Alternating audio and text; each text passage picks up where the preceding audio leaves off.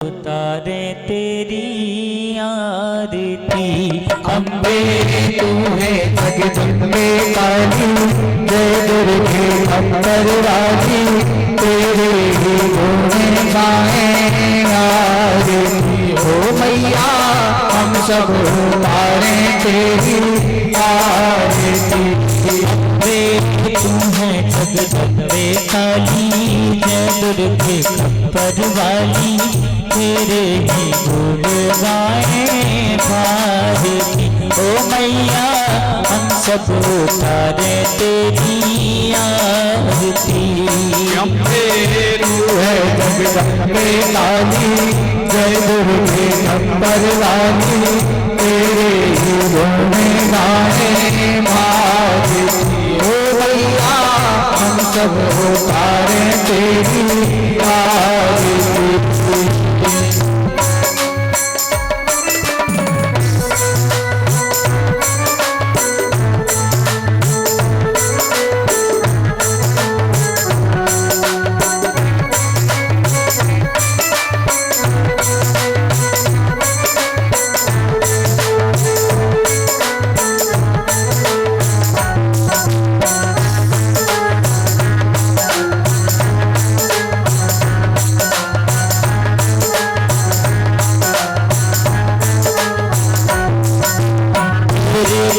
जनों पर माता भीड़ पड़ी है भारी माँ। मेरे भक्त जनों पर माता भीड़ पड़ी है भारी माँ। तेरे भक्त जनों पर माता भीड़ पड़ी है भारी माँ। तेरे भक्त जनों पर माता भीड़ पड़ी है भारी माँ। दानव दल पर टूट पड़ो माँ, दानव दल पर टूट पड़ो माँ, दानव दल पर टूट पड़ो माँ। करके सिंह सवार सौ सौ सिंहों से बलशाली,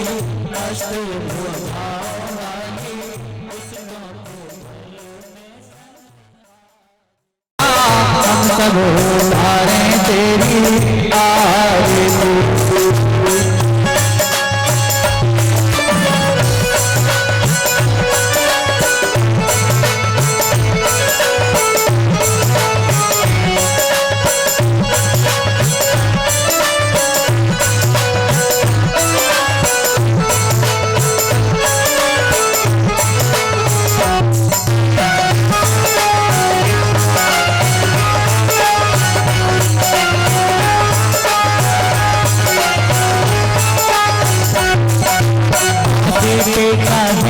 जग में बड़ा ही निर्मल नाता माँ। माँ बेटे का है इस जग में बड़ा ही निर्मल नाता। माँ बेटे का है इस जग में बड़ा ही निर्मल नाता माँ। माँ बेटे का है इस जग में बड़ा ही निर्मल नाता। पूत का पूत सुने हैं करना, पूत का पूत सुने हैं करना। माता सुनी तुम्हारा सब पे करुणा बरसाने वाली, अमृत बरसाने वाली, दुखियों के दो पेड़ने वाली। ओ मैया हम सब उतारे तेरी आरती। तू है जगदम्बे काली, जय दुर्गे अम्बर वाली, तेरे ही गुण गाए भारती। ओ भैया हम सब उतारे तेरी आरती।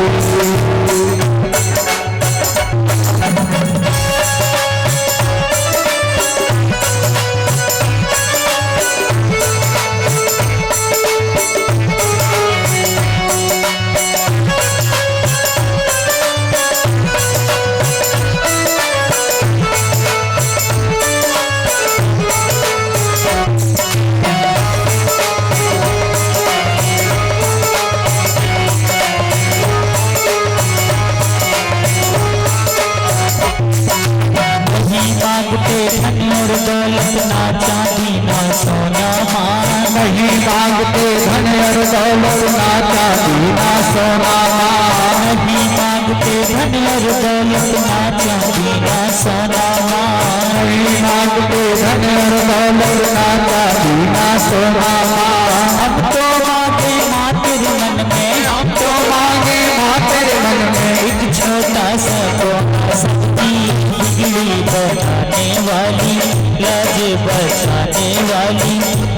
दुखियों के सत्य को संवारती हो मैया, हम सब उतारे तेरी आरती।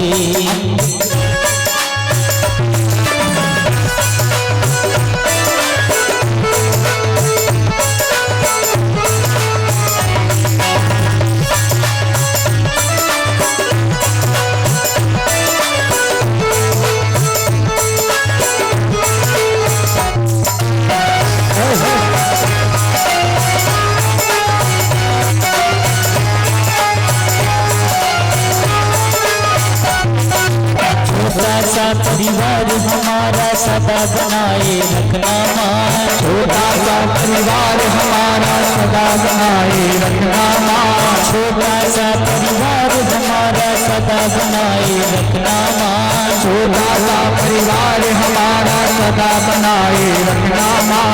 हम दुखियों पे हो मेरी मैया, हम दुखियों पे हो मेरी मैया, हम दुखियों पे हो मेरी मैया, हम दुखियों पे हो मेरी मैया, दया बनाए रखना सबकी, बिगड़ी बनाने वाली, कष्ट मिटाने वाली, दुखियों के टुकड़े निवारती हो मैया, हम सब उतारे तेरी आरती। लंबे तू है जग लंबे वाली, जय दुर्गे नंबर वाली, तेरे ही जोड़े गाए आरती हो मैया, हम सब उतारे तेरी आरती हो मैया, हम सब उतारे तेरी आरती हो मैया, हम सब उतारे तेरी आरती। कर्पूरगौरं करुणावतारं संसारसारं भुजगेन्द्रहारं सदा वसन्तं हृदयारविन्दे भवं भवानी सहकं नमामि। जलेन शीतले कर्णं पुष्पैरेवाभिवन्दनम् आरोग्यार्थदेवाभिवन्दनम् आत्माभिवन्दनम् चक्षुर्वन्दनम् मा व्यासाभिवन्दनम् मन्त्रपुष्पाञ्जलिः नानासुगन्धपुष्पाणि यथा कालोद्भवानि च पुष्पाञ्जलिर्मया दत्त्वा गृहाण परमेश्वरी। बोलिए देवी भागवत महापुराण की, व्यास जी महाराज की जय, सिद्धेश्वर भगवान की जय। श्री राधे श्री राधे।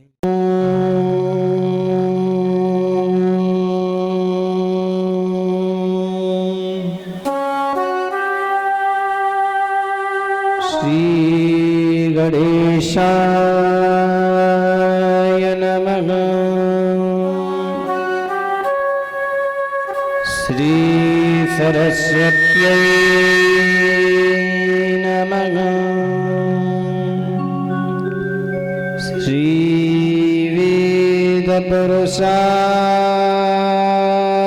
नमः। श्री सरस्वत्यै नमः। श्री गुरुभ्यो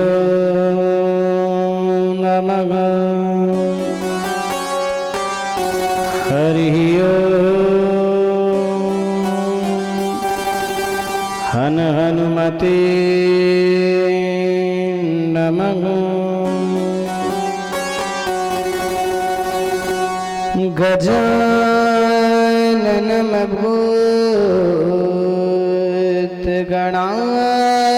गजाननमभूतगणादिसेवितं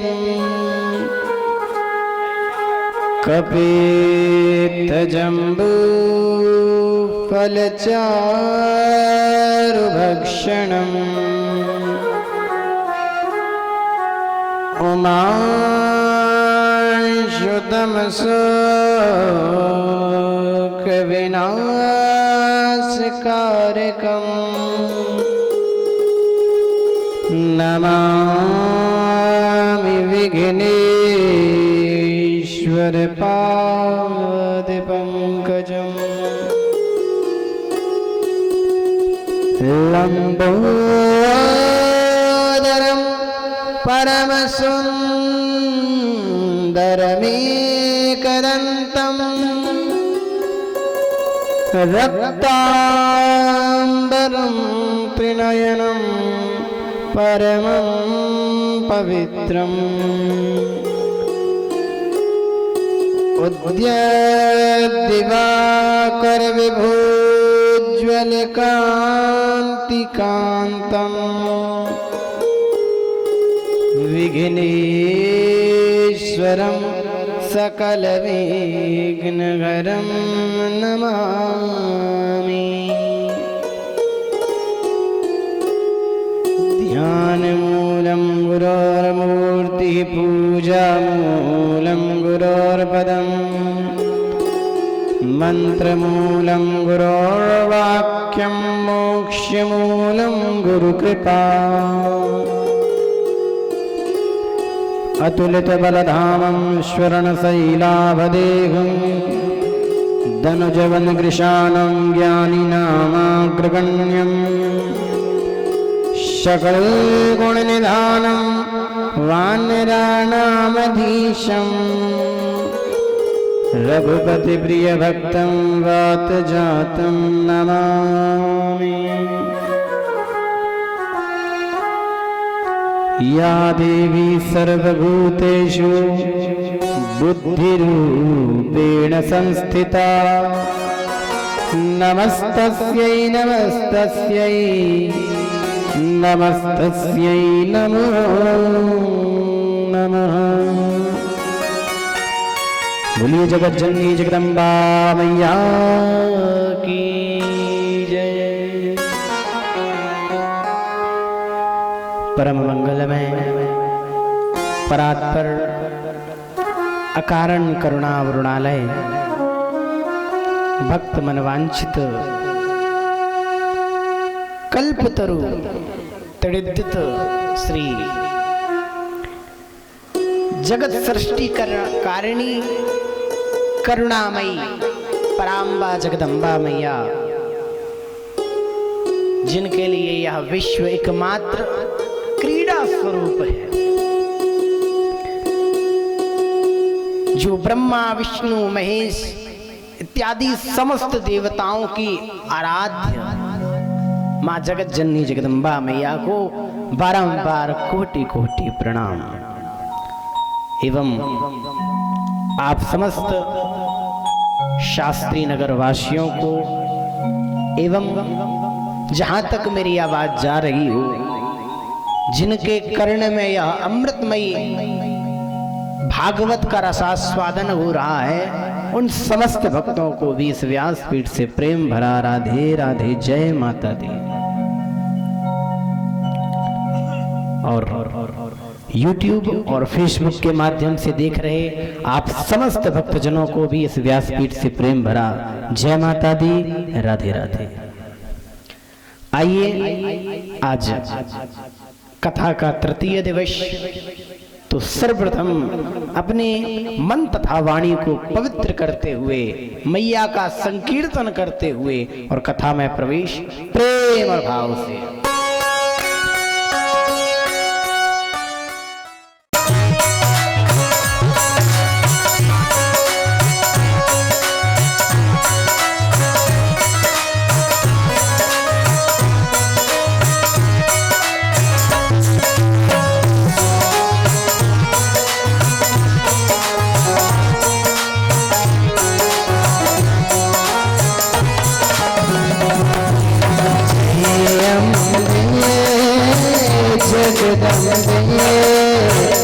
जय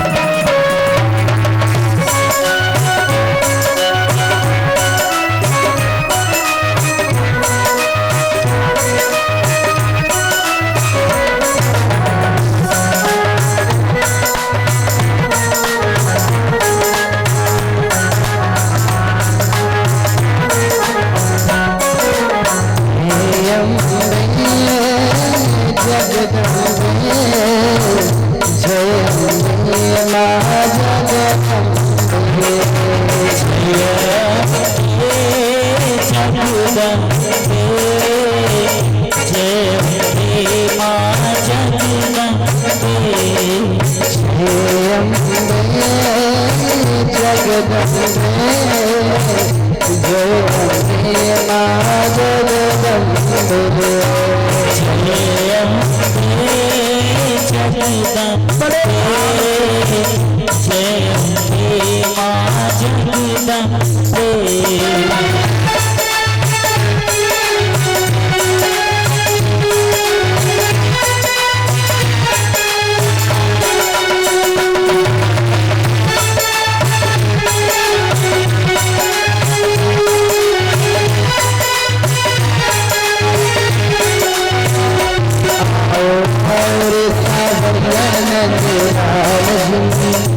मेरे प्राणों से प्यारे गोपाल जी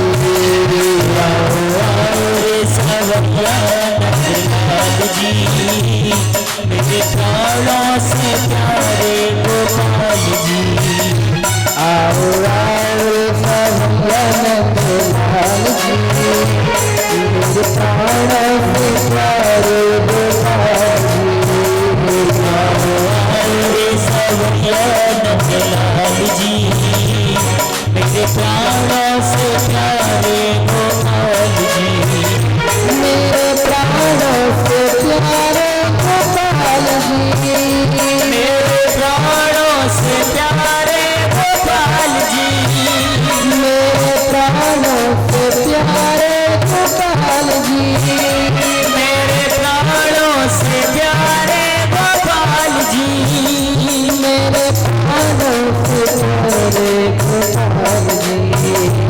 मेरे प्राणों से प्यारे गोपाल जी मेरे प्राणों से प्यारे गोपाल जी ओ मेरे प्राणों से प्यारे गोपाल जी मेरे प्राणों से प्यारे गोपाल जी आओ भैया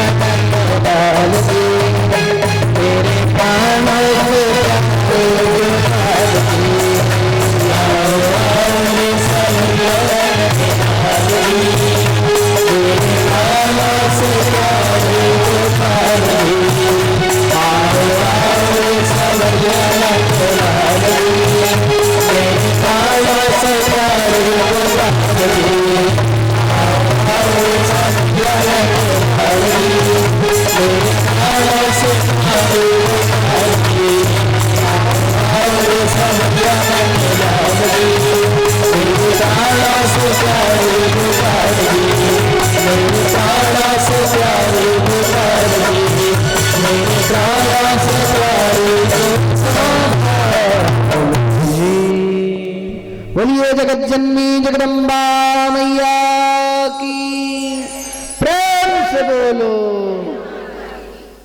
व्यास जन्म के बाद पुनि गुणग्राम परशुराम और पावन पावन बद्य में पढ़ी चरित लना।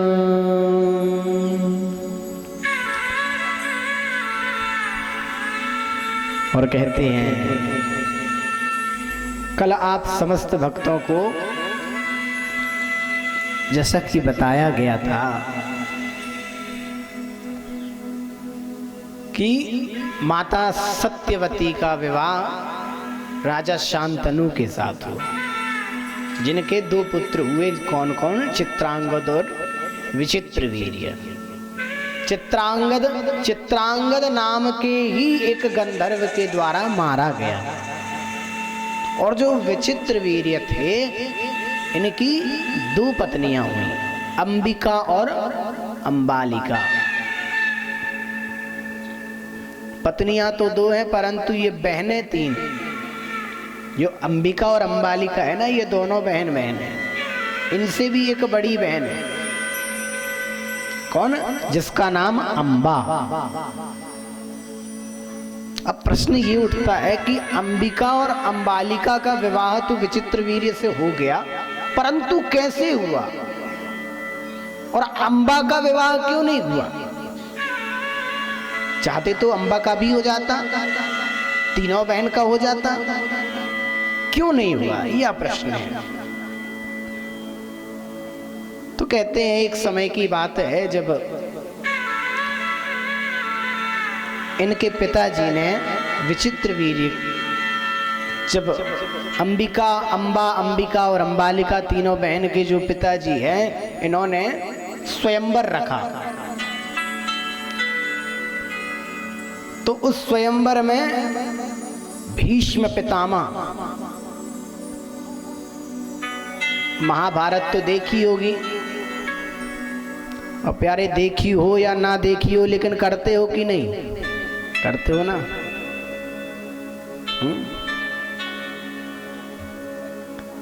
महाभारत होती है घर में कि नहीं होती है ना? लेकिन भीष्म पितामह कोई नहीं बनता महाराज, सब बनते हैं तो क्या? दुर्योधन और अर्जुन।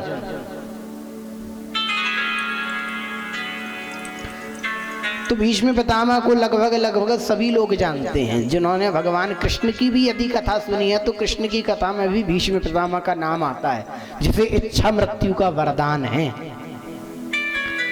और तो प्रश्न क्या था कि अंबा, अंबिका, अंबालिका, ये तीन बहन जिनका स्वयंवर हो रहा। तो भीष्म पितामह ने इनका हाथ पकड़ करके और तीनों को ले आए, इनका हरण कर लिया। हरण क्या कहना महाराज? ये मानिए कि बड़े पराक्रमी राजा थे भीष्म पितामह। भीष्म पितामह के सामने तो कोई टिक ही नहीं सकता था, इतने बड़े पराक्रमी। अरे जिनको इच्छा मृत्यु का वरदान हो, उनके सामने भला कौन जाएगा?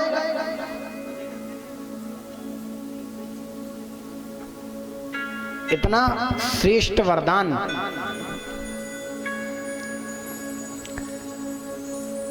अब कहते हैं कि ये जो भीष्म पितामह जी हैं, जब इन्हें लेकर के आए अपने पराक्रम से, क्योंकि इनके सामने तो कोई टिकता नहीं था, जब यहाँ आ गए तो इनका विवाह होने लगा।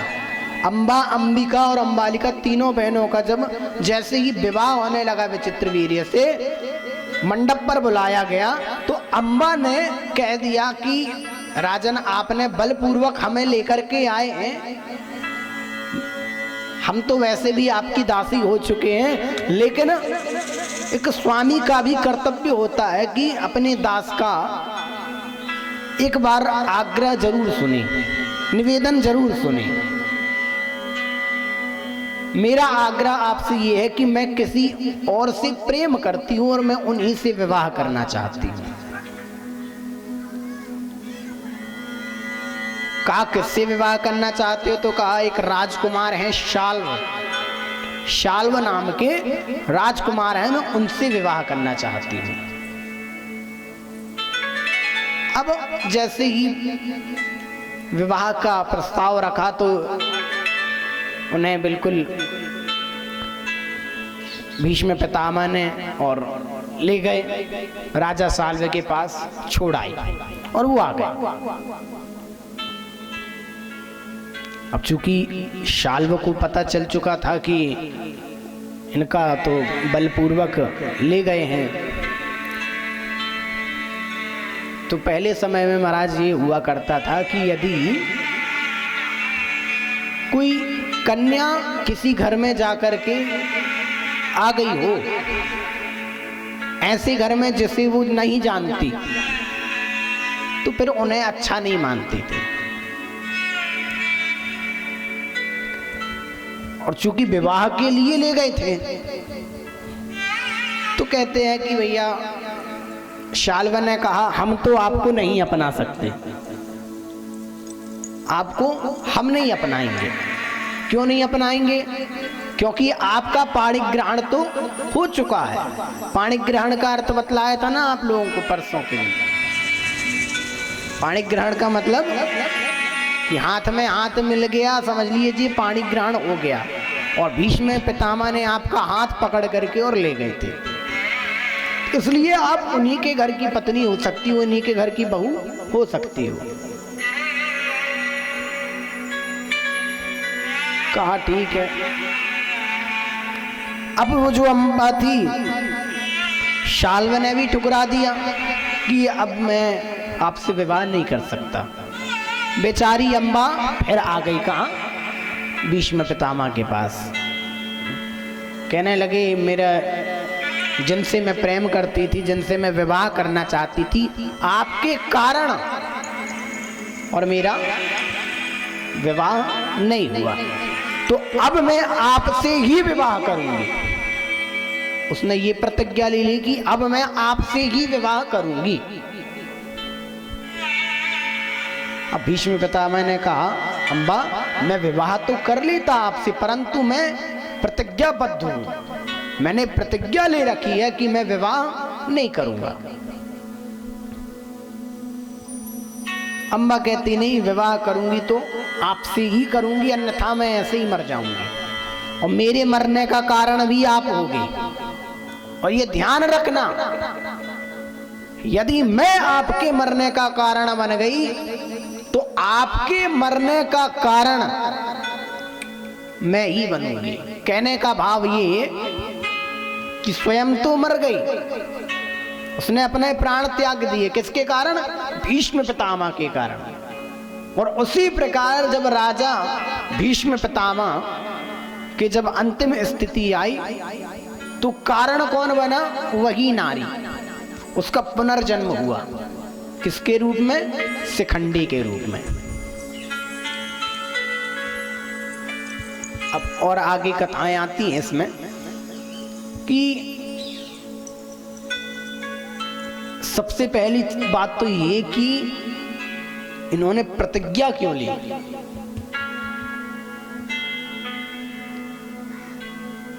आगे द्वितीय स्कंद में इसकी चर्चा आएगी।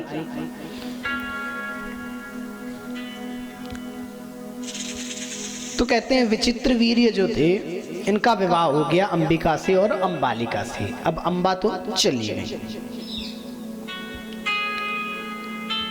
तो विचित्र वीर्य भी क्षय रोग से मर गए, मृत्यु को प्राप्त हो गए। जो दिन भर केवल अपने ही पत्नियों के साथ रहते थे, राजपाट का कोई ध्यान नहीं, बस लिप्त रहते थे भोग में ही। कहने का भाव ये है कि भगवान ने हमें इस मृत्यु लोक में जन्म दिया है, तो भगवान का भजन करना है। रहो तो किसकी तरह? राजा जनक की तरह गृहस्थ रहो, परंतु लिप्त मत हो। विचित्र वीर्य जो है लिप्त हो गए। अब जब लिप्त हो गए तो क्षय रोग हो गया, क्षय रोग हो गया तो मृत्यु को प्राप्त हो गया। अब ये जो सत्यवती हैं, इनके ही पुत्र थे चित्रांगद और विचित्रवीर्य। अब ना तो चित्रांगद है ना ही विचित्रवीर्य है, दोनों पुत्र नहीं। तो अब इनको पुत्र कहां से हो? पुत्र वधुएं तो विधवा हो गई, वंध्या हो गई। अब इनका पुत्र कहां से आवे? तो कहते हैं श्री वेद व्यास मुनि, जिन्होंने 18 पुराणों की रचना की, 4 वेदों की रचना की, उन वेद व्यास मुनि के बारे में आज श्री सूत जी महाराज कहते हैं शौनकादिक ऋषियों से कि व्यास जन्म के बाद पुनि परशुराम गुण ग्राम।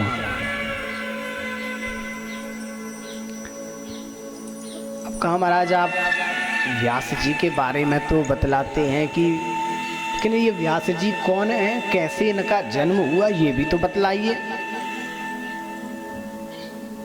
आपने ये तो बतला दिया कि और ये व्यास जी ही क्यों आए? किसके आदेश पर आए? सत्यवती ने आदेश किया और सत्यवती के आदेश पर व्यास जी महाराज आए। तो जरा हमें इनका वृतांत बतलाइए।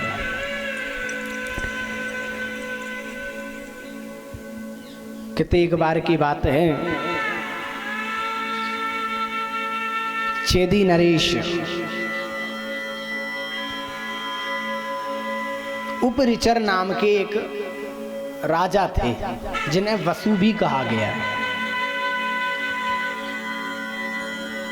इन वसु की पत्नी थी जिनका नाम था गिरिका।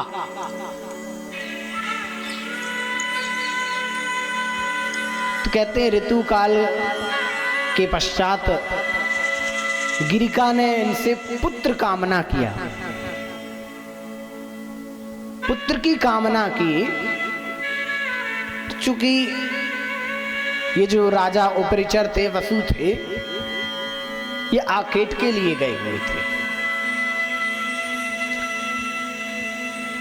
और आखेट में जब गए तो समय मिला नहीं, तो इन्होंने अपना तेज प्रकट किया और वो तेज को दौने में रख दिया और एक बाघ को बुलाया, बाज को बुलाया और बाज को कहा कि जाओ, जाकर के ये मेरी पत्नी गिरिका को दे देना।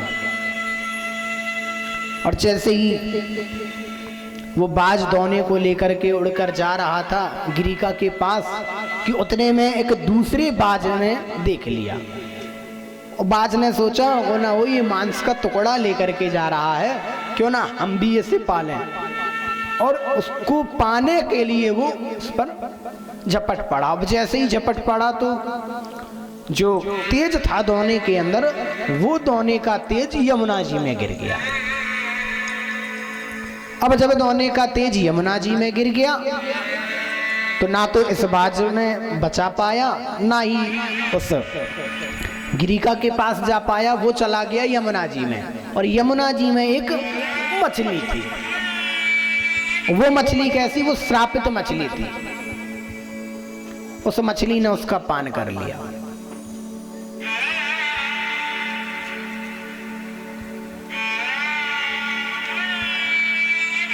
अब इनके तो अभी कोई पुत्र है नहीं, राजा उपरिचर और गिरिका के,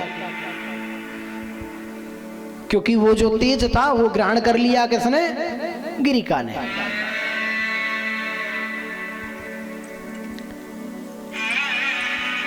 यमुना जी के अंदर एक मछली थी जिसका नाम था अद्रिका।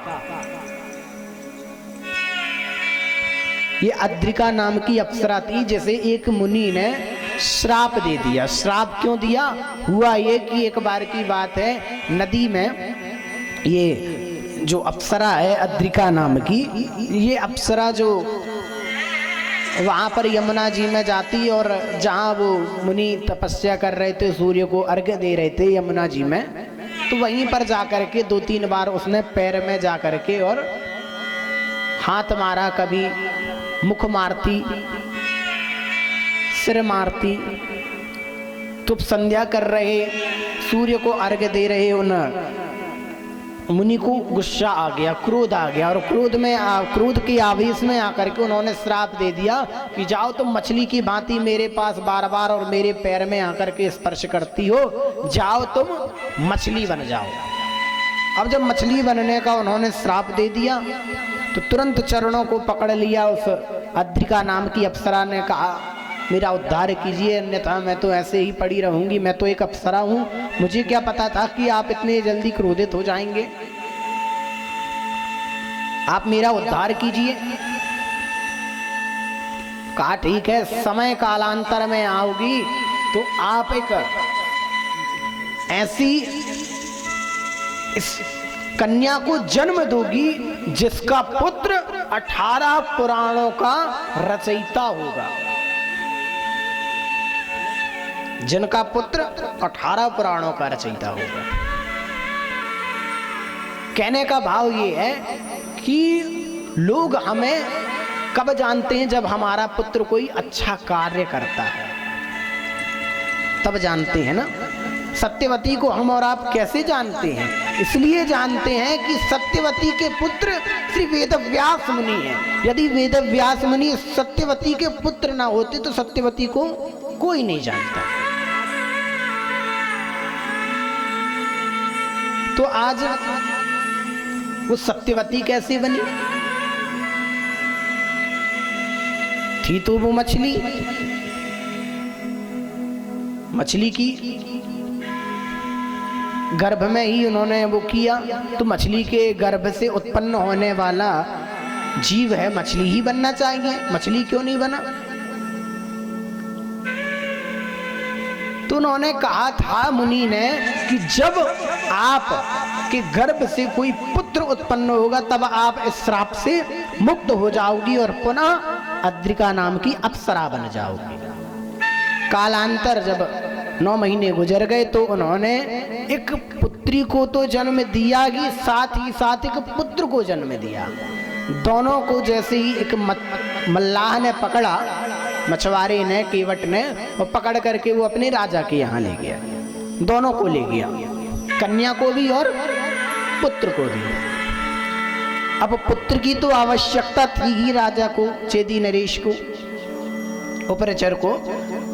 तो उन्होंने पुत्र को अपने पास रख लिया और कहा कन्या आप ले जाइए। पुत्र का नाम है मत्स्य। कौन है? मत्स्य। देवी भागवत में है मत्स्य नाम। और इस पुत्री का नाम रखा गया मत्स्यगंधा। मत्स्यगंधा नाम क्यों रखा गया? क्योंकि मछली की गंध आती थी।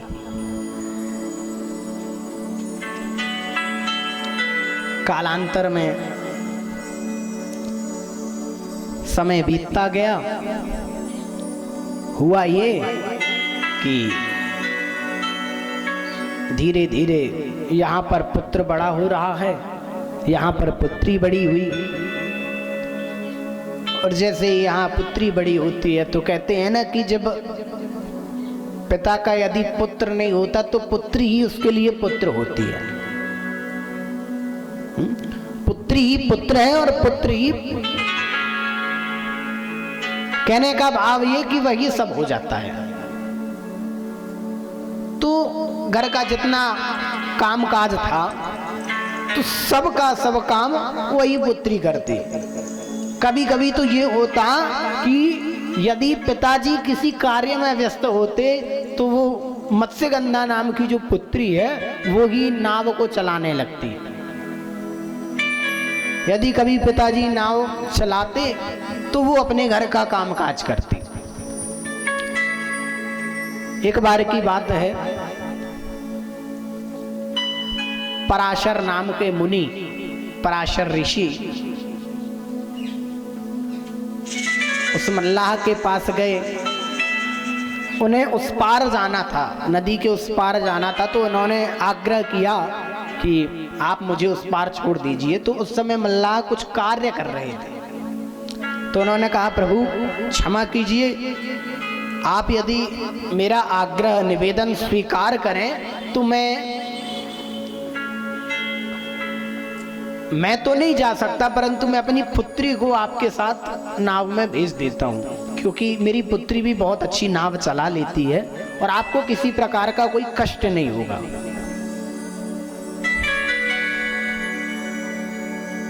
और जाने लगे। यहाँ पर मत्स्यगंधा नाव चला रही हैं और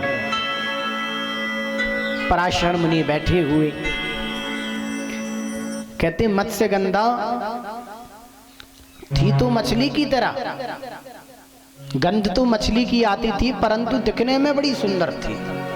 इतनी सुंदर कि पराशर मुनि भी मोहित हो गए। और पराशर मुनि जब मोहित हो गए तो उस कन्या का उन्होंने स्पर्श किया, हाथ को स्पर्श किया। जैसे ही हाथ को स्पर्श किया तो उस कन्या ने हाथ को पीछे कर लिया। एक बार तो संकोच किया, तनिक दूर जब बीच मझधार में पहुंचे पुनः एक बार फिर स्पर्श किया।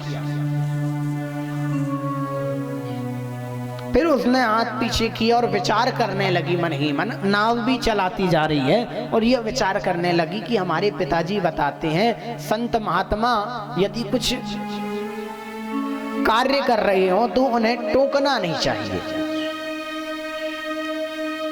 और यदि वो कुछ भी मांगते हैं, कोई भी वस्तु मांगते हैं, तो बिना विचार किए दे देना चाहिए।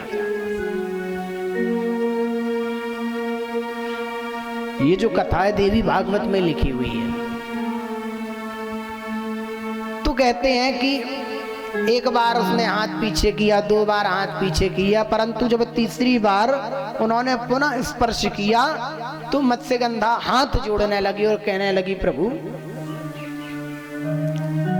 क्या कारण है आखिर कि आप मुझे बार बार स्पर्श कर रहे हैं। अब पराशर मुनि भी थोड़े से सकोच में आ गए और सकोच में आकर के उन्होंने कुछ नहीं कहा। लेकिन जब नदी के उस पार चले गए और जब उतर करके और फिर जैसे ही जाने लगी तो अब पराशर मुनि ने उनका हाथ पकड़ लिया, और जैसे ही हाथ पकड़ लिया तो कहते हैं कि प्रश्न किया,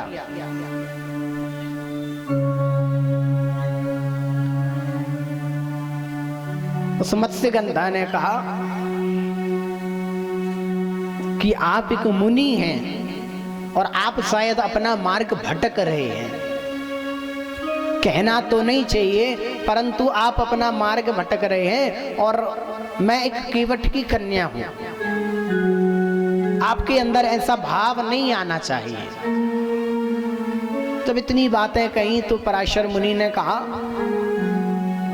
कि मैं आपकी बात तो सत्य है, परंतु मेरे सामने कितनी ही अप्सराएं नहीं आई, कितनी ही सुंदर सुंदर युवतियां नहीं आई, परंतु मैंने कभी किसी प्रकार का मेरे अंदर ये भाव नहीं आया। लेकिन तुम्हें देखते ही मानो ये भाव आया जैसे तुम मेरी पत्नी हो,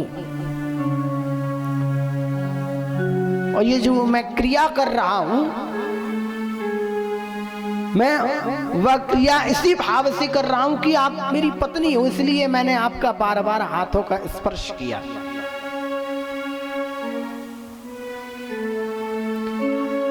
और हाथ पकड़ लिया महाराज। अब वो कन्या कहती रही कि प्रभु देखो लोग बाग देख रहे हैं, ये सारे नदी के किनारे ये जो वासी हैं ये सब देख रहे हैं, मुझे बड़ी लज्जा आ रही है। आप एक कार्य कीजिए, आपकी जो भी इच्छा है आपकी इच्छा की मैं पूर्ति कर देती हूं, परंतु रात्रि हो जाने दीजिए ताकि आप भी किसी प्रकार का आपको कोई दोष ना लगे और मुझे भी दोष ना लगे। अब चूंकि मुनि थे, संत थे, ऋषि थे, तो कोई ना कोई तो कारण होगा कि इतनी सुंदर सुंदर युवतियां आने के पश्चात उन्हें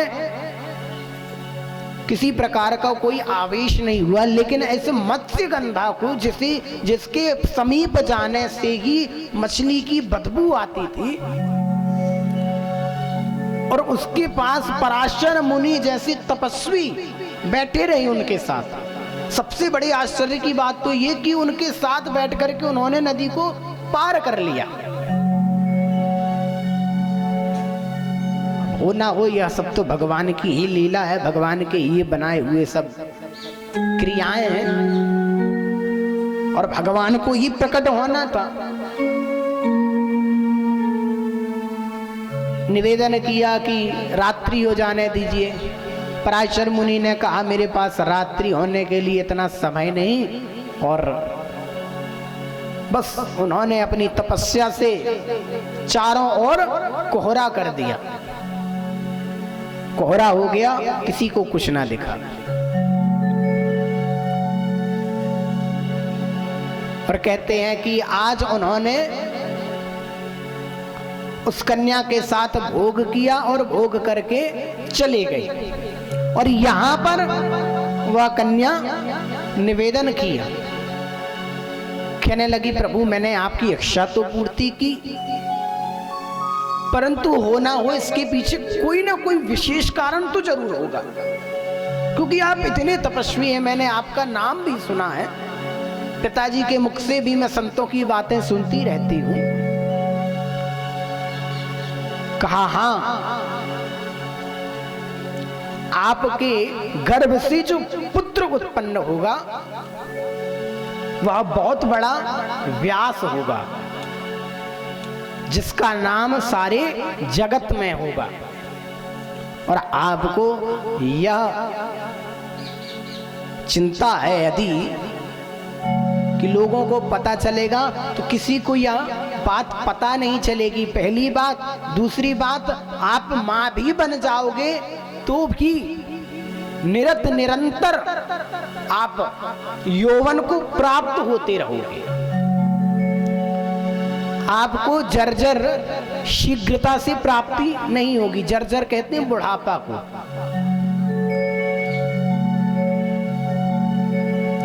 और आपका विवाह भी हो जाएगा। और शांतनु नाम के राजा से आज कालांतर में इनका विवाह हो गया।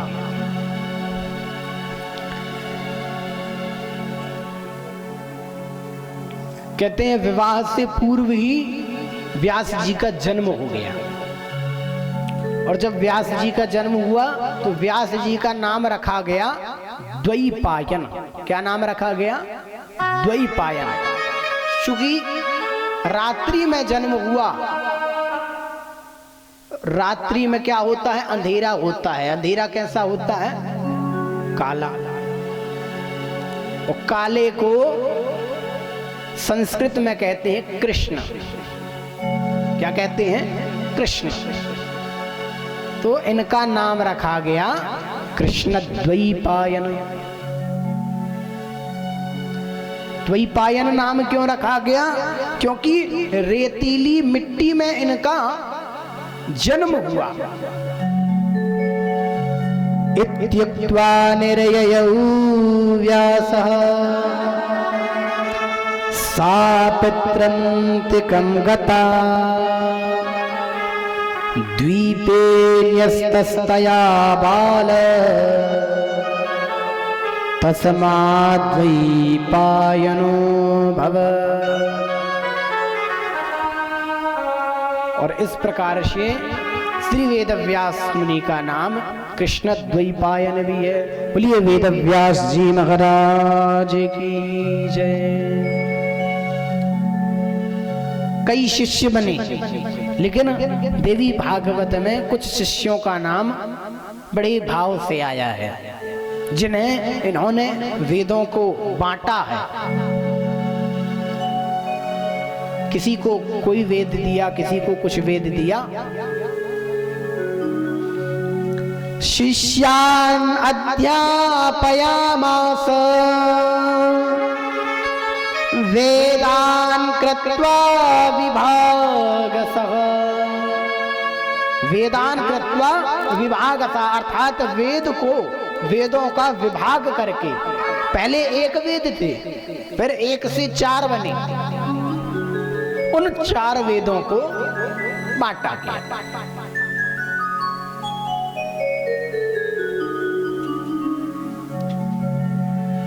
अच्छा, हमारे सनातन धर्म में सबसे बड़ी विडंबना ये है कि ये जो धर्म है वो धीरे धीरे लुप्त होता जा रहा है।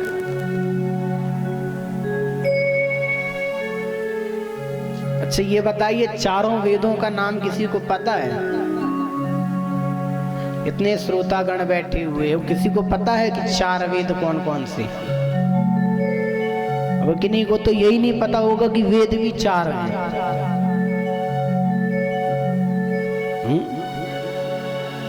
किसको पता है? हाथ उठाओ। 3 वेद हैं। अच्छा, याद आ गया। अम्मा को तो याद आ गया। अच्छा, पुराण कितने हैं? 12। अब 18 पुराण इसलिए याद है कि भैया 18 पुराणों का महाराज जी ने संकल्प लिया है तो वो दिमाग में चल रहा है कि अब 18 पुराणों का संकल्प लिया तो 18 ही होंगे, 16 तो होंगे नहीं, ना 20 होंगे। तो चलो कम से कम ये तो पता है कि 18 पुराण। अच्छा, नाम पता है कौन कौन सा है? 2 ही नाम पता है। कहते महाराज जी 18 साल में याद हो जाएंगे, है ना। जब जब पुराण होगा तब तब याद होते जाएगा। चलो ठीक है, 18 पुराण है तो समय लगेगा, 18 साल लग जाएगा। लेकिन 4 वेदों को याद कीजिए। 4 वेद हैं। कौन कौन से? ऋग्वेद, यजुर्वेद, सामवेद और अथर्ववेद।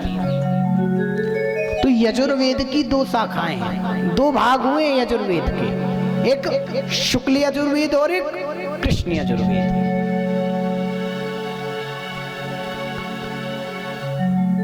तो अब जब अगला पुराण होगा तो याद रहेगा कि नहीं, पूछूंगा मैं, ठीक है। प्रेम से बोलो,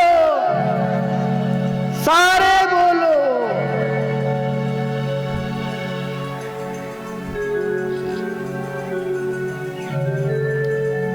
आज मत्स्यगंधा ने जब व्यास जी को जन्म दिया, नाम रखा गया कृष्ण द्वैपायन। 4 वेदों को बांटा, शिष्यों को बांटा। शिष्यान् अध्यापयामास वेदान् कृत्वा विभागशः। सुमन्तुं जैमिनी पैलम् वैशम्पायनमेव च। असितं देवलं चैव शुकं चैव स्वात्मजम्। एतच्च कथितं सर्वं कारणं मुनिसत्तमा। कारणं मुनिसत्तमा।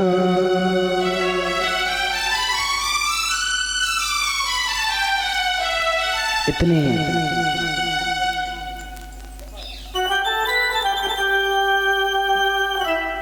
सुखदेव जी भी व्यास जी महाराज के शिष्य हैं। सुकंचैवा, सुखदेव जी का भी नाम है। क्यों है? क्योंकि वेद व्यास मुनि ने श्री सुखदेव जी महाराज को श्रीमद् भागवत महापुराण दिया।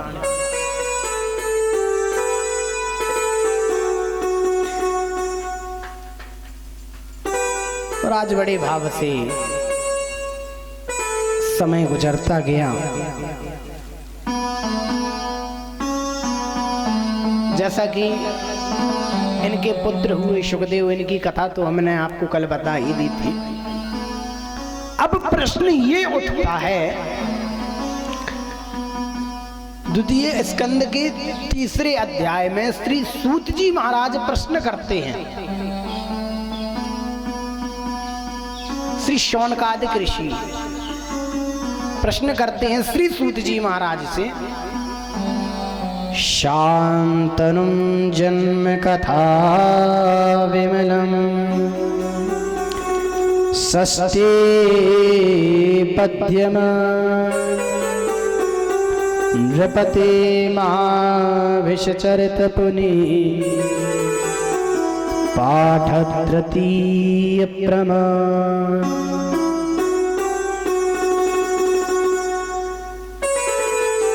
प्रश्न करते हैं,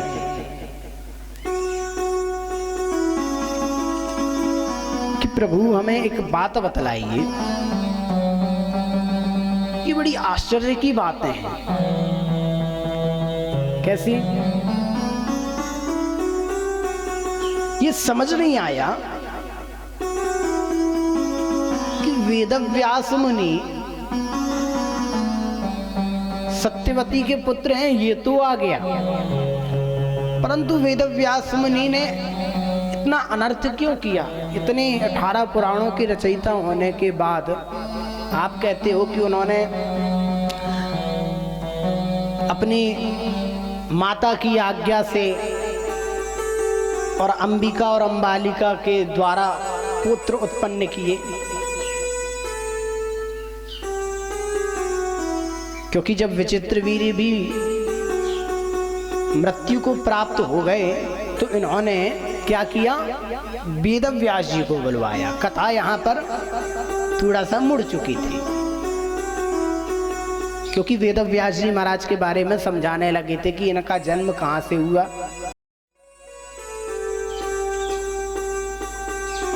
तो जब वेदव्यास मुनि आए तो इन्होंने 3 पुत्रों को जन्म दिया। कितने पुत्रों को? 3 पुत्र को। अंबिका के द्वारा हुआ कौन?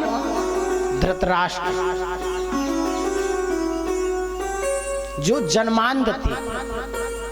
जन्मांध क्यों थे? क्योंकि जब वेदव्यास मुनि अपने तेज इनको दे रहे थे तो इन्होंने अपने नेत्रों को बंद कर लिया था, तेज सहन नहीं कर पाए। क्या होता है जब आप कड़ी धूप में जाओ और फिर जब आसमान में, आकाश में सूर्य की ओर देखोगे तो अपनी आंखें बंद करोगे बार बार। तो जिस प्रकार सूर्य का तेज है हम सहन नहीं कर पाते और बार बार हम अपनी आंखों को बंद करते हैं, उसी प्रकार वेदव्यास मुनि जब तेज दे रहे थे तो इन्होंने भी अपने नेत्रों को बंद कर लिया। तो वही भाव, वही प्रताप उनके उस शिशु के अंदर आ गया और वो जन्म से ही अंधे हो गए। धृतराष्ट्र। अंबिका ने बताया अंबालिका को जाकर के कि उनका तेज बड़ा असहनीय है, उनके तेज को हम सहन नहीं कर सकते। तो इस भय के कारण और अपने शरीर पर, अपने देह में उसने सफेद चंदन जो शीतलता प्रदान करने वाला है वो लगा लिया और चली गई। तेज तो ग्रहण कर लिया, परंतु उनका भी पुत्र क्या हुआ? पांडु रोग से उत्पन्न हुआ, उसे पांडु रोग हो गया।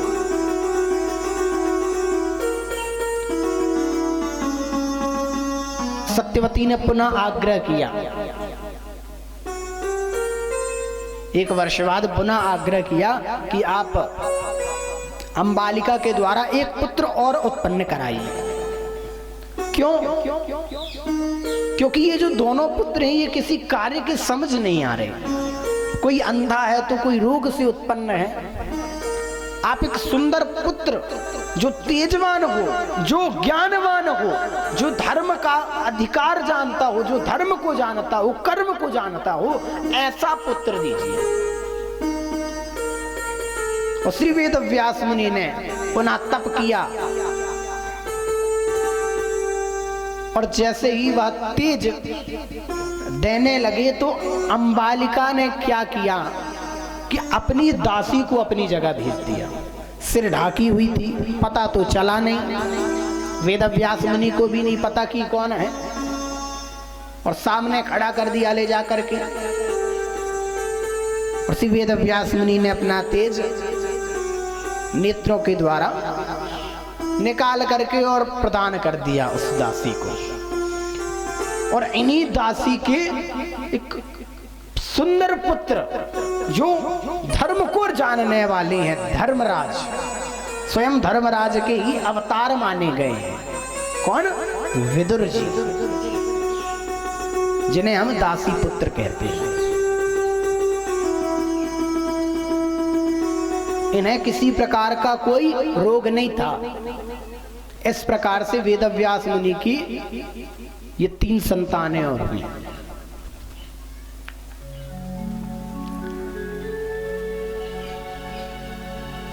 और कालांतर में वेदव्यास मुनि चले गए और अब इनकी कथाएं तो आप जानते ही हैं। धृतराष्ट्र की थे तो अंधे, लेकिन फिर भी सब कुछ दिखता था। क्या दिखता था? मोह, संसार, पुत्र में ही सब संसार। कहने का भाव ये कि अंधे होने के बाद भी अपने पुत्रों का मोह दिखता था। ये दिखता था कि मेरा पुत्र कौन है और मेरे भाई का पुत्र कौन है, भेदभाव दिख रहा है। हमने कल बताया था ना, दोष कहाँ है? दृष्टि में। दुर्योधन कोई भी बात बोल दी तो वो सत्य है, लेकिन यदि वही बात पांडव पुत्र बोले, पांडु के पुत्र बोले, तो वो गलत है, क्योंकि वो स्वयं की नजर से तो देखता नहीं था, खुद की नजर से देखता नहीं था। किसकी नजर से देखता था? अपने पुत्र की नजर से।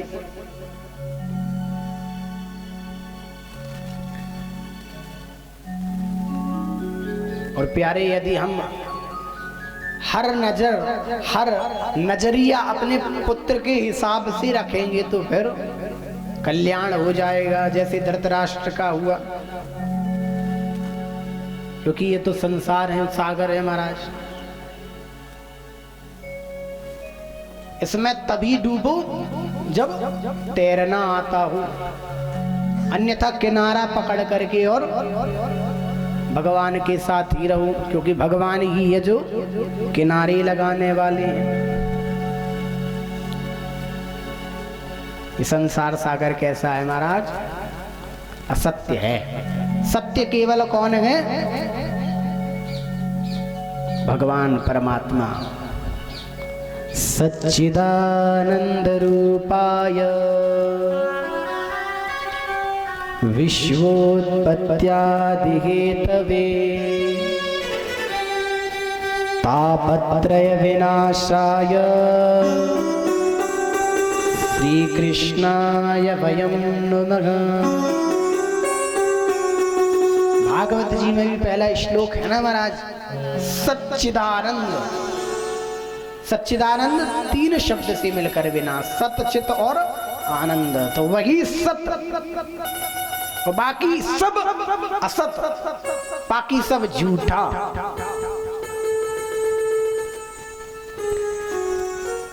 झूठा ये संसार है, झूठा कारोबार है। भजन कर ले रे मनवा, यही मैं अब सार गए। धृतराष्ट्र की तरह मत रहना, ये बस पुत्र पुत्र का भजन करता था, मेरा दुर्योधन, मेरा दुर्योधन, मेरा दुर्योधन।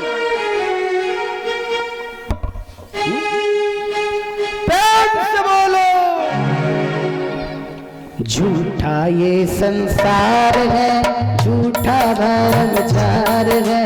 राम भजन कर मेरे मनवा, यही मैं अवतार है। झूठा ये संसार है, झूठा भ्रमचार है। राम भजन कर मेरे मनवा, यही मैं अवतार है। झूठा ये संसार है, झूठा भ्रमचार है। राम भजन कर मेरे मनवा, यही मैं अवतार है। राम भजन कर मेरे मनवा, यही मैं अवतार है। ऐसे नहीं, ताली बजा दो, बड़ा हाथ भाई।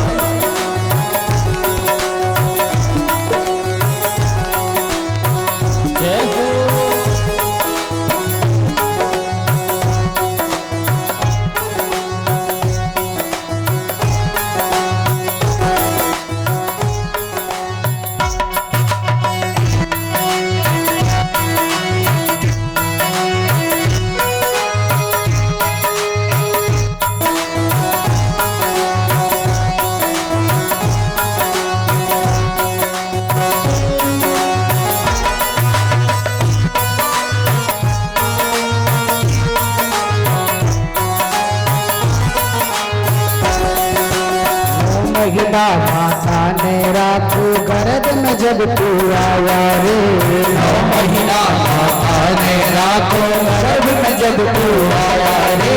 पैदा हुआ तब माता पिता ने भारी जलसा मनाया रे। पैदा हुआ जब माता पिता ने भारी जलसा मनाया रे। जब गर्भ जीव में आता है तो कितने महीने रहता है? 9 महीने। ये भाव क्या कह रहा है? संत कहते हैं 9 महीना माता ने राखो गर्भ में जब तू आया रे। और पैदा हुआ तब माता पिता ने भारी जलसा मनाया। जलसा मनाते हो कि नहीं जब पुत्र होता? इसी प्रकार से जलसा मनाते। और खर्चा करो अपार है जिसका नहीं विचार है। माता पिता ना फूल समावे मेरा राजकुमार है। खर्चा करो अपार है जिसका नहीं विचार है। माता पिता ना फूल समाए मेरा राजकुमार है। ये संसार है झूठा भरम जार है। राम भजन कर मेरे मनवा यही मैं अवतार है।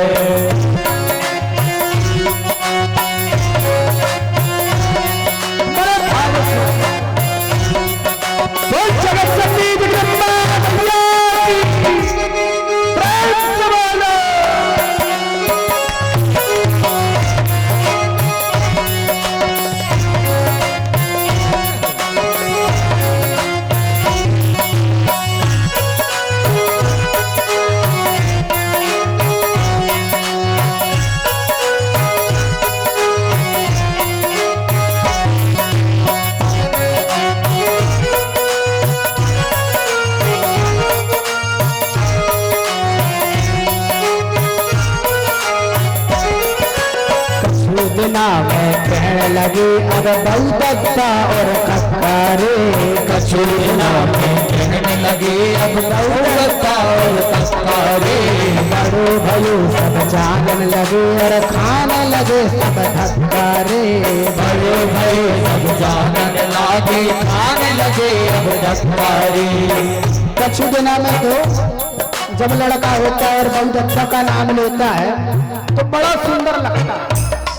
लेकिन जैसे जैसे वो बड़ा होता है और जब ताने मारता है तब माता पिता को क्या लगता है? धक्का। भैया हमारे लड़का ने तो ऐसे कहो, हमारी मौड़ी ने ऐसी क्या कहा है? कछु दिना में कहने लगे अब बहुत अच्छा और कक्कारे। कछु बिना मैं कहने लगे बहुत अच्छा और कक्कारे। बड़े भये सब जानने लगे खाने लगे सब धक्कारे। बड़े भये सब जानने लगे खाने लगे अब धक्कारे। आ गई सुंदर नार है आंखें हो गई चार है। माता पिता जा भूलन लागे ऐसा मनुआ गमार है। कोई सुंदर कार है आंखें हो गई चार है। माता पिता को भूलन लागे ऐसा मनुआ गमार है। झूठा ये संसार है झूठा धर्म जार है। राम भजन कर मेरे मनवाए मैं अवतार है। झूठा भरमदार है राम भजन कर मेरे मनवाए मैं अवतार है।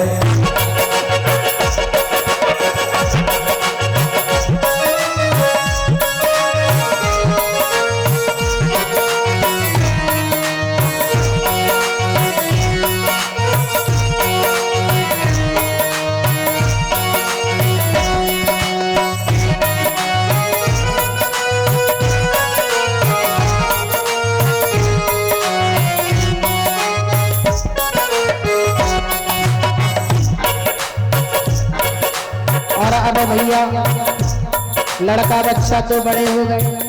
अब जो लड़का बच्चा बड़े हुए तो क्या हुआ? धीरे धीरे आप बुढ़ापो हो गए जात सयाना रे, बूढ़े भी आओ बुढ़ापो हो गए जात सयाने हो। थर थर थर थर कापन लागे तबीयत नहीं ठिकाने में, थर थर थर थर कांपन लागे तबीयत नहीं है ठिकाने हो। वही जब लाचार है हंसा उड़ गए पार है, बन लागे लड़का बच्चा और कुटुंब परिवार है। अब लाचार है हंसा उड़ गए पार है, रोवन लागे लड़का बच्चा और कुटुंब परिवार है।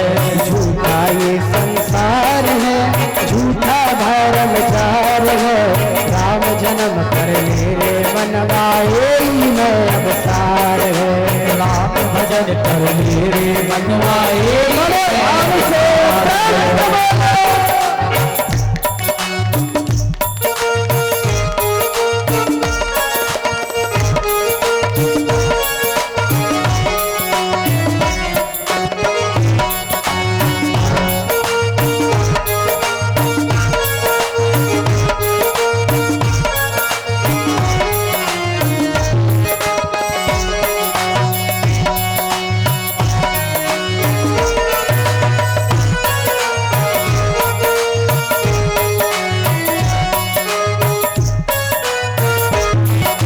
चार जनों ने कंधा पे धर के घर से बाहर कर दो रे, चार जनों ने कंधा पे धर के घर से बाहर कर दो रे।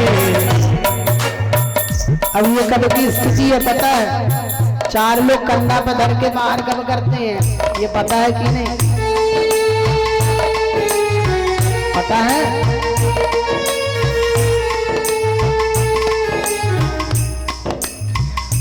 ओ चार जनों ने कंधा भर के कपड़ा घर से बाहर रे, चार जनों ने कंधा पकड़ के घर से बाहर कर दो रे।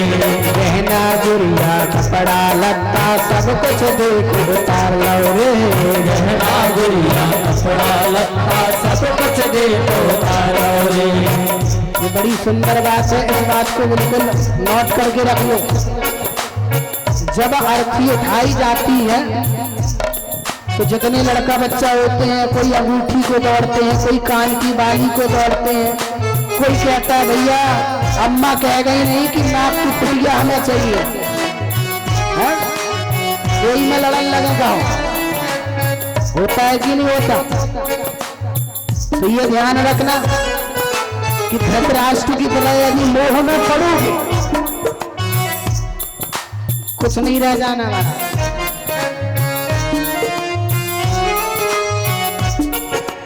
गहना गुड़िया कपड़ा लत्ता, और गहना गुड़िया कपड़ा लत्ता सब कुछ देखो उतार लो रे, गहना गुड़िया कपड़ा लत्ता सब कुछ देखो तारो रे। छटकाओ देखो द्वार है, हो गए तन बेकार है, मिनटों में देखो छूट गई ये कैसी अंधीरार है। छूट गओ मरदार है, हो गओ तन बेकार है, मिनटों में तुम छूट गई रे, भोली कैसी धार है। झूठा ये संसार है, झूठा धर्म जार है, राम जन्म कर मेरे मनवाए में अवसार है। मेरे मनवाए में अवतार है। अरे राम भजन कर मेरे मनवाए में अवसार है, राम भजन कर मेरे मनवाए में अवतार है। भैया राम जन्म कर मेरे मनवाए में अवसार है, राम भजन कर मेरे मनवाए में अवतार है। राम भजन कर मेरी मनवाए में अवसार है।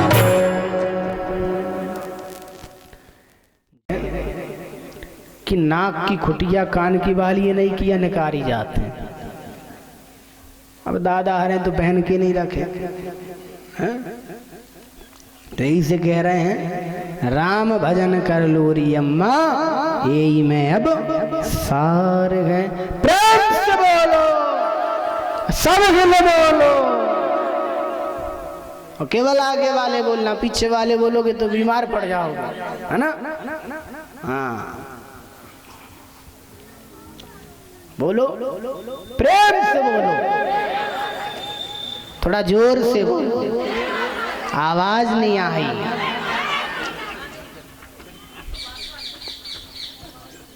हमारे भैया को नहीं आई, हैंड फ्री लगाए है ना।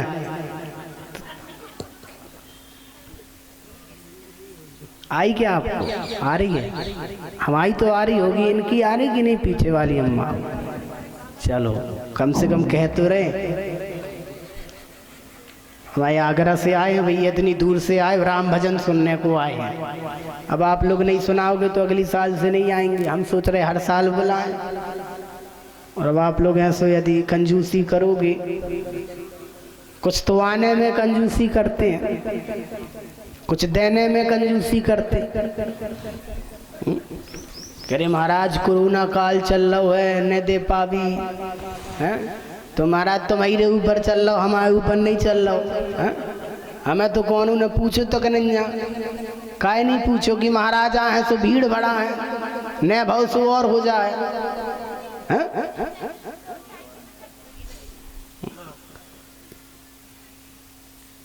आपसे ज्यादा आफत तो हमें है। हम तो 10 जगह जाते हैं, 20 लोग आते हैं, पता नहीं कितने बार क्वारंटाइन हो गए होते। वो तो भगवान की कृपा है कि एक भी बार नहीं हुई। अरे अम्मा कह रही ना हो, अब कर गौ करो ना, प्रेम से बोलो। तो कहते हैं, प्रश्न किया आज सूत जी महाराज से शौनकादिक ऋषियों ने,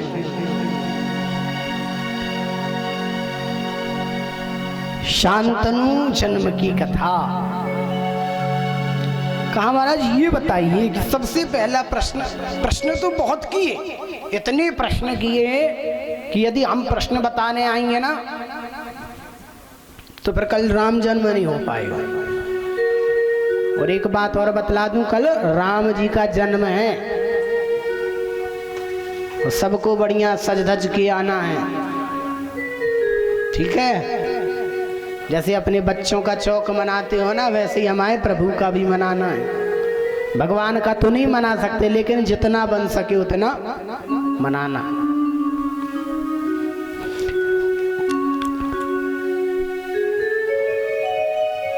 प्रश्न कि केवट की पुत्री से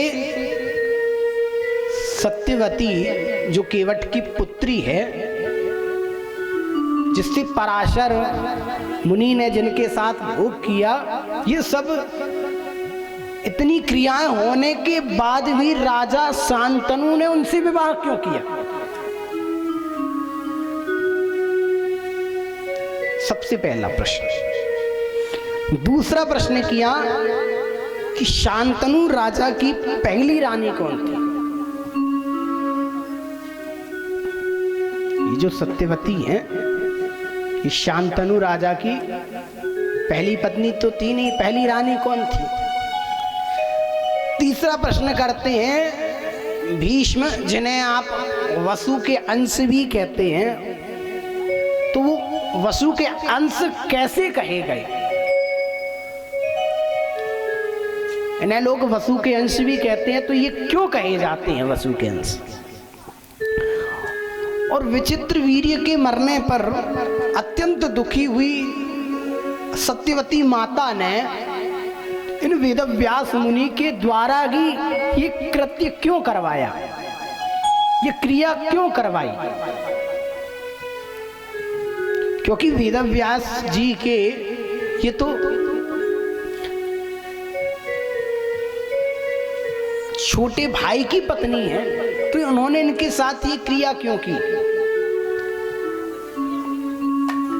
और प्रश्न किया कि सत्यवती ने भीष्म, जो कि सबसे बड़े भाई हैं विचित्रवीर्य और चित्रांगद के, तो विचित्रवीर्य को राजा क्यों बनाया, चित्रांगद को राजा क्यों बनाया? सीधे सीधे भीष्म को ही राजा बना देते। भीष्म तो सबसे बड़े हैं और राजपाट तो बड़े को ही दिया जाता है, ना कि छोटे को दिया जाता है। तो पहले चित्रांगद को दिया, चित्रांगद जब मर गया तो फिर विचित्र वीर्य को दिया। चाहते तो सीधे सीधे भीष्म जी को दे देते, उन्हें क्यों नहीं दिया? और लोग कहते हैं कि भीष्म जी निरंतर आजीवन ब्रह्मचर्य का उन्होंने पालन किया, उन्होंने विवाह नहीं किया। तो विवाह क्यों नहीं किया?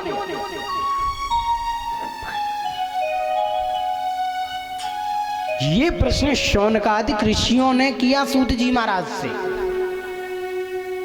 क्या आपके मन में ये प्रश्न उठते नहीं है? नहीं उठते? क्या तो काय को उठेंगे महाराज, जब कथई से मतलब नहीं है तो काय को उठे? नेरे है बांस ने बज है बांसुरी। हमें तो भंडार से मतलब है। आप तो जी बताओ जल्दी सूलत आए कब आए? प्रेम से बोलो, इतनी धीरे बोलना, क्योंकि लोग देख रहे हैं ना, बाहर देश विदेश में भी लोग देख रहे हैं। पता तो चले कि हाँ महाराज जी जहाँ रहते हैं इतने कंजूस हैं कि बोलने तक में कंजूसी करते महाराज। प्रेम से बोलो। क्या बात, 2 दिन भंडारा होगा।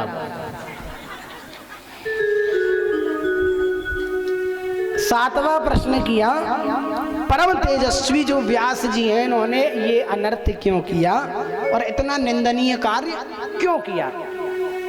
क्या इनके अलावा और कोई नहीं था ऐसा निंदनीय कार्य करने वाला? इन्हीं के द्वारा क्यों हुआ?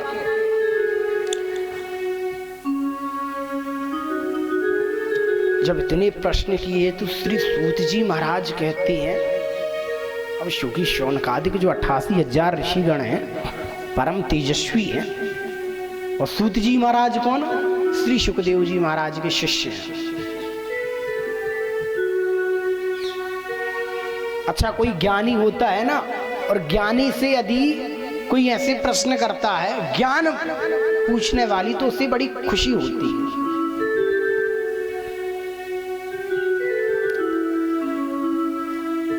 लेकिन हम लोग क्या करते हैं,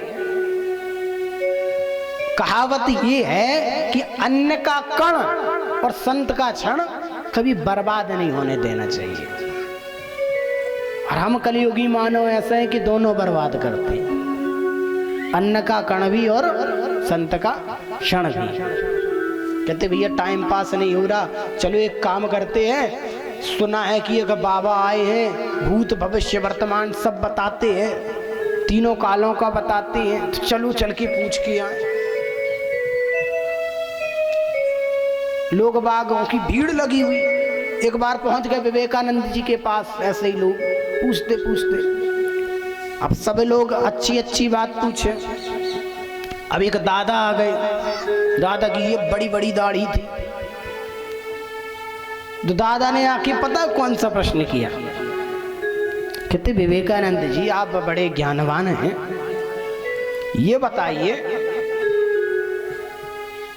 आप तो सब कुछ जानने वाले हैं, तो एक बात बतलाइए कि मेरी दाढ़ी इतनी लंबी क्यों है? ये प्रश्न भी कोई करने वाला है। विवेकानंद जी ने कहा, क्या उत्तर दिया पता? कहते आपकी दाढ़ी बड़ी इसलिए है क्योंकि परमात्मा को पता था कि यदि तेरी छोटी दाढ़ी रहेगी तो तू ये प्रश्न नहीं कर पाएगा, इसलिए परमात्मा ने तेरी दाढ़ी बढ़ाई। जैसा प्रश्न वैसा उत्तर। अब उसने विचार करता रहा कि ये क्या उत्तर हुआ भाई। तो कहने का भाव ये कि हम लोग तर्क बुद्धि से जाते हैं ब्राह्मण के पास। अब आपके ये कोष्टा मोहल्ला में एक बार भागवत हो रही थी, ये गढ़ा के पास है, राम कथा हो रही थी, 4-5 दिन हो गए कथा की। तो एक अम्मा आई।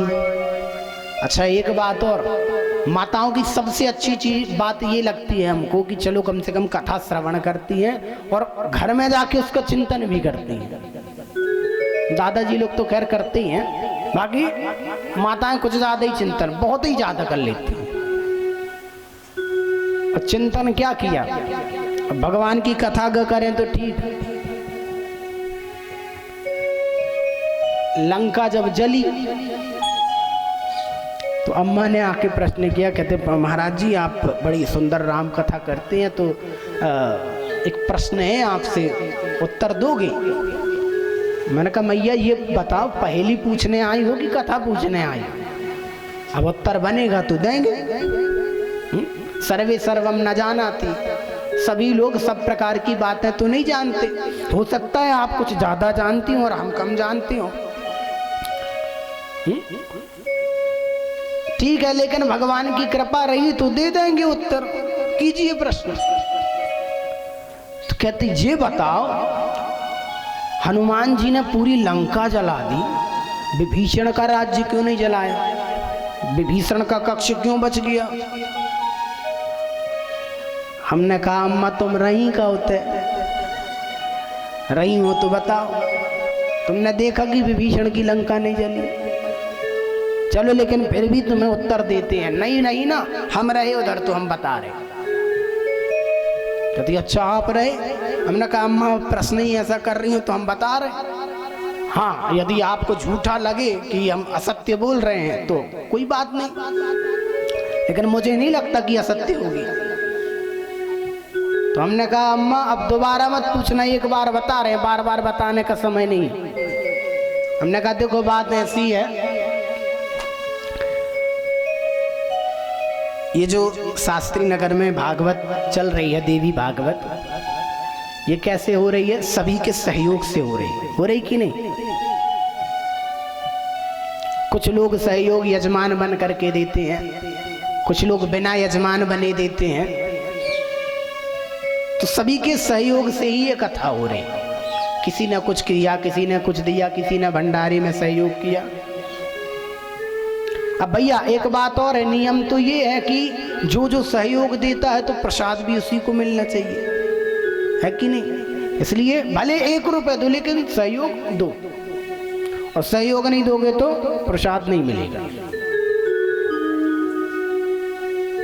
लंका जब हनुमान जी की जब पूंछ में आग लगाना था तो किसी ने मिट्टी का तेल दिया, किसी ने कपड़ा दिया, किसी ने कपूर दिया, और विभीषण जी ने कुछ नहीं दिया।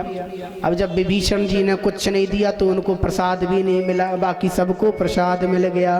प्रेम से बोलो।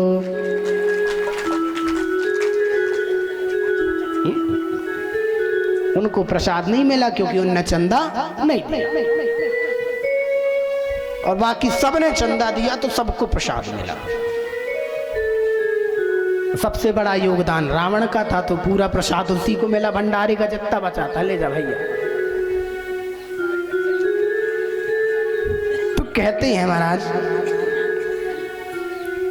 सूत जी महाराज कहते हैं, इक्ष्वाकु वंश प्रभवो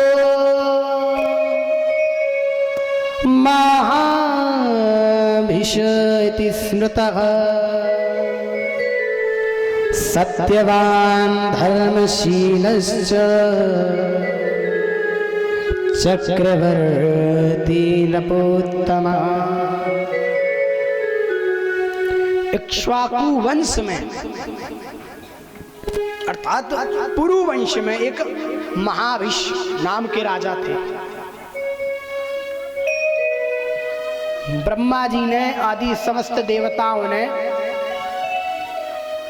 राजाओं को बुलवाया,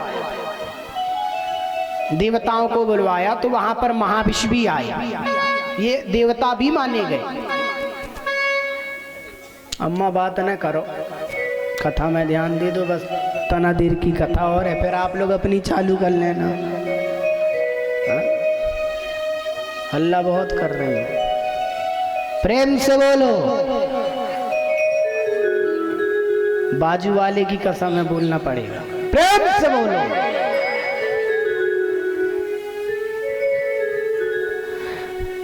तो कहते हैं कि समस्त देवता गण आए, महाभीष नाम के देवता भी आए, गंगा जी को भी बुलाया गया, गंगा मैया को भी बुलाया गया। अब जब गंगा मैया आई तो उन्होंने नारी का स्वरूप बना करके आई, लेकिन सभी अपने कार्य में लगे रहे।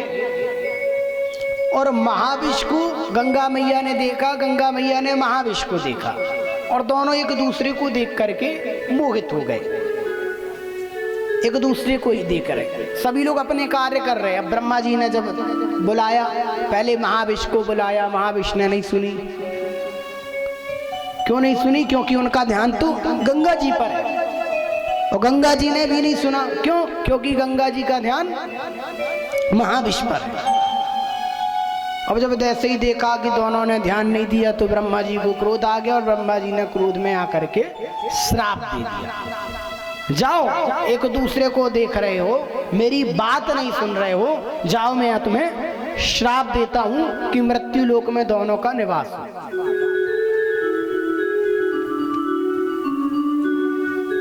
अब दोनों विचार ही कर रहे थे, काम की चेष्टा बढ़ने लगी धीरे धीरे।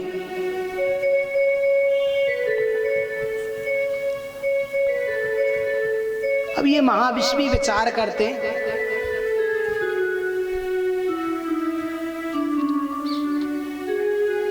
तो एक समय गुजरता गया। एक बार की बात है, पृथ्वी लोक पर, मृत्यु लोक में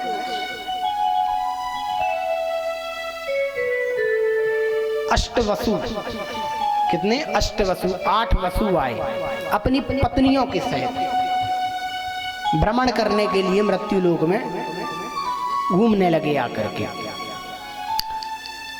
देव और पृथु आदि ये 8 वसु थे। इन सभी वसुओं की पत्नियां थी, सबकी अलग अलग पत्नियां। और ये घूमते घूमते भ्रमण करते करते कहाँ पहुंच गए? ये पहुंच गए वशिष्ठ ऋषि के आश्रम में। और वशिष्ठ ऋषि के आश्रम में कामधेनु नाम की कामधेनु गाय थी, नंदिनी। वो नंदिनी गाय का दूध यदि कोई पी लेता है तो वो 10,000 वर्षों तक यौवन को प्राप्त रहता है, उस नंदिनी गौ का दूध पी करके।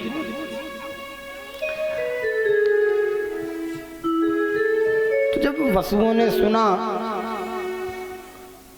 तो सब वसु तो ठीक ठाक थे, लेकिन द्यौ नाम के जो पशु थे, द्यौ, क्या नाम है? द्यौ।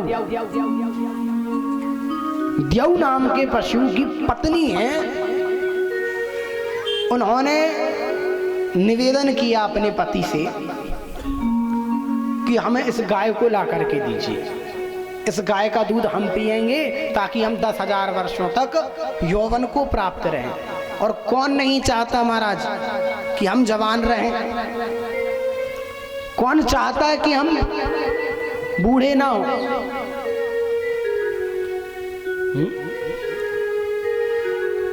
और आजकल कलयुग के तो कोई नहीं चाहता महाराज। कलयुग में तो सबको लगता है भले 1-1 किलो पाउडर थूप लें, लेकिन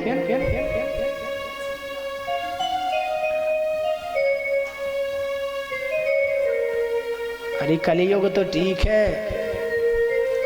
द्वापर में यशोदा मैया को नहीं देखा आप लोगों ने? 90 साल की डोकरी हो गई थी, लेकिन जब मेकअप करने के लिए सारी गोपियां आई तो ऐसी दिख रही थी महाराज जैसे 16 वर्ष की कन्या हो, इतनी सुंदर।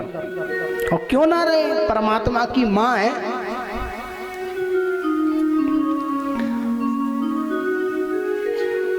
अब यहाँ पर जब इच्छा प्रकट की वसु की, देव नाम की वसु की पत्नी ने, तो देव आदि जितने वसु थे, पृथु, देव आदि जे 8 वसुओं ने रात्रि में जा करके और नंदिनी नाम की गऊ को चुरा लिया और गऊ को चुरा करके आ गया।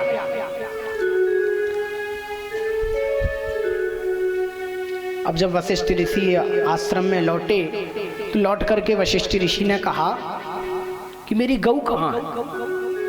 देखा यहाँ वहाँ, सोचा यहाँ वहाँ कहीं चरने गई होगी, नहीं दिखी, कहीं नहीं दिखी। अब विचार करने लगे कहाँ गई होगी। नेत्र बंद करके जब उन्होंने ध्यान लगा करके देखा तो क्या देखा, 8 जो अष्टवसु आए थे अपनी पत्नियों के सहित, उन्होंने नंदिनी को चुरा कर ले गए। क्यों ले गए? क्योंकि उनकी कला को वो जानते थे, वास्तविकता को जानते थे कि आखिर नंदिनी में क्या कला है, नंदिनी के दुग्ध का, नंदिनी के दूध का क्या प्रभाव है। 8 वसुओं को श्राप दे दिया।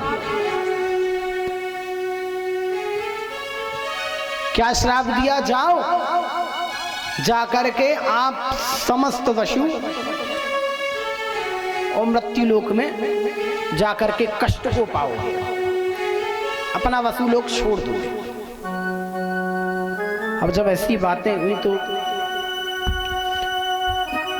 समस्त वसु आए, पृथु आए, सबने क्षमा मांगी, प्रभु हमें क्षमा कर दीजिए,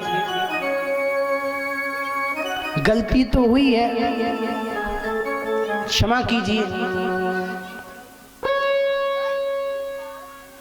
अब वशिष्ठ मुनि के शरण में, अच्छा एक बात और है, संतों की शरण में जाने से क्षमा बड़ी जल्दी कर देते हैं। जैसे जितने जल्दी क्रोधित होते हैं उतने जल्दी क्षमा भी करते हैं। अब कहते हैं कि भैया ये बच्चों को थोड़ा सा संभाल लेना, बच्चों को थोड़ा सा आप देखते रहिए, है ना।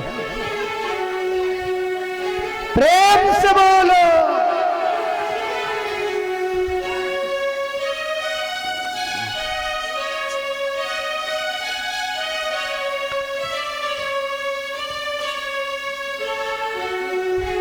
और बड़े भाव के साथ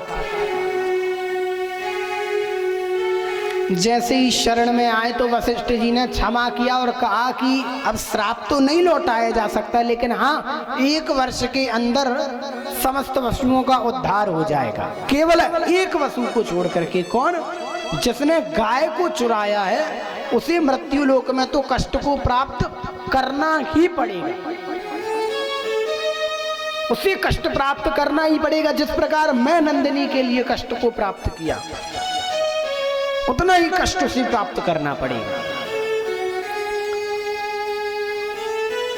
और ये जौ नाम के वसु ही कालांतर में समस्त वसु जब गंगा मैया के पास गए, गंगा मैया से प्रार्थना की कि हे गंगा मैया, आप इतनी कृपा कर दीजिए कि जब हम मृत्यु लोक में जन्म लेंगे तो आपके ही गर्भ से जन्म लें। क्यों? क्योंकि आप तो गंगा हैं, गंगा तो तारने वाली है।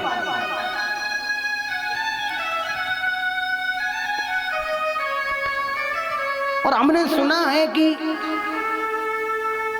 मृत्यु लोक के प्राणियों के गर्भ में जाकर के कितना कष्ट प्राप्त होता है, बड़ा कष्ट होता है 9 महीने।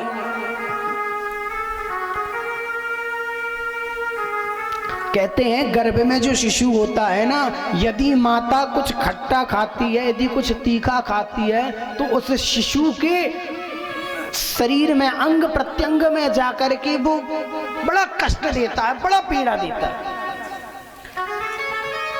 चूंकि चमड़ी तो होती नहीं है, केवल मांस होता है।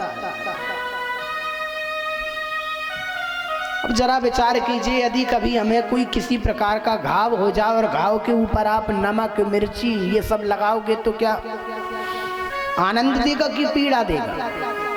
पीड़ा देगा ना। उसी प्रकार वो शिशु है, इसलिए माता को चाहिए कि जब गर्भ में शिशु हो तो ना ज्यादा तीखा खावे, ना ज्यादा नमक खावे।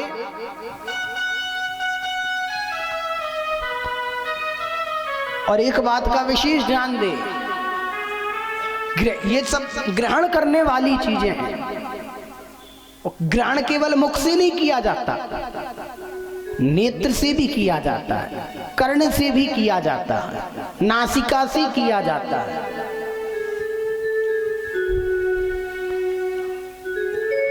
कहने का भाव ये कि जब गर्भ में शिशु होता है तो श्रवण भी करो तो अच्छा करो, सत्संग को श्रवण करो, कुछ देखो तो अच्छा देखो। रामायण देखिए, भगवान कृष्ण की कथाएं देखिए, महाभारत तो बिल्कुल मत देखिए, लेकिन कृष्ण की कथाएं देखिए, क्योंकि जो हम देखते हैं, जो हम ग्रहण करते हैं, बाद में वही हम परोसते हैं। क्योंकि मटके में जितना जल होता है वही जल हम पी सकते हैं।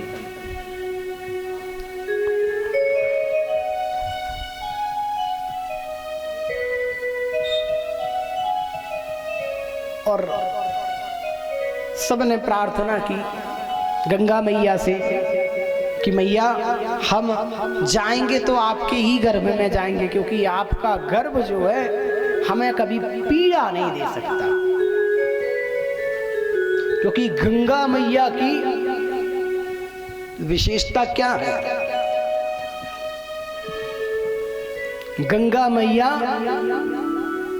के दर्शन करने से, गंगा मैया के जल से स्नान करने से हमारे समस्त पाप धुल जाते हैं।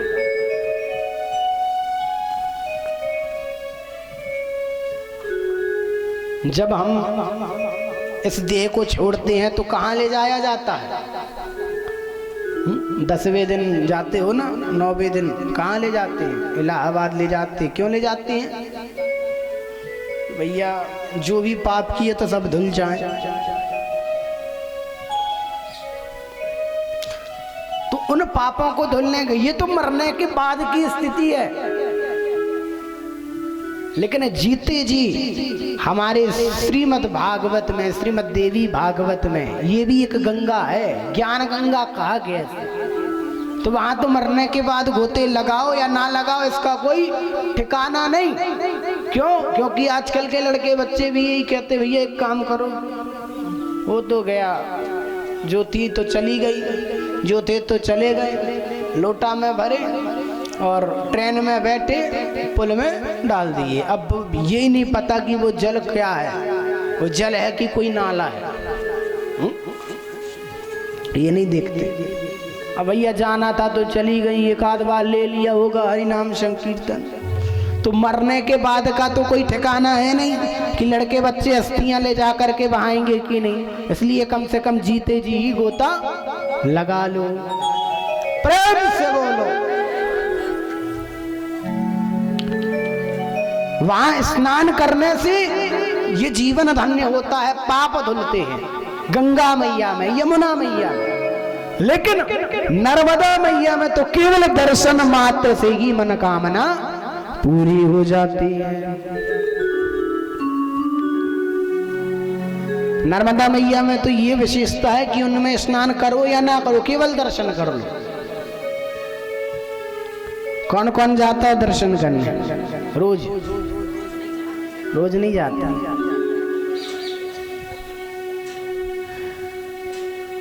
अच्छा, कितने महीना में चले जाते हो? संक्रांति भर में हैं? कल 11 थी, हर 11 में जाते। क्या बात, क्या बात। तो नर्मदा मैया के दर्शन मात्र से हमारे सारे पाप धुल जाते हैं। बोल नर्मदा मैया की जय। हरे देह नर्मदा माई रे, देह